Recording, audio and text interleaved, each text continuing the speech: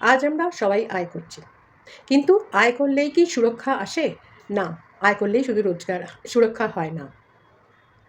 মনে রাখবেন, আমাদের আয়ের মধ্যিখান দিয়ে একটা নিশ্চিত পরিকল্পনার দরকার, যে পরিকল্পনা আমাদের সুরক্ষা দেবে এবং সেভিংসও করবে। নমস্কার, আমি শাশ্বতী মুখার্জি। তাই এই পরিকল্পনার আমাদের যে সুবিধাগুলো দেবে, তাতে মানি সেভিংসও হবে, সুরক্ষিত হবে, ট্যাক্সের বেনিফিট পাবে, অ্যাক্সিডেন্টাল বেনিফিট পাবো, ডাবল অ্যাক্সিডেন্টাল বেনিফিট পাবো, ডিসাবিলিটি বেনিফিট পাবো।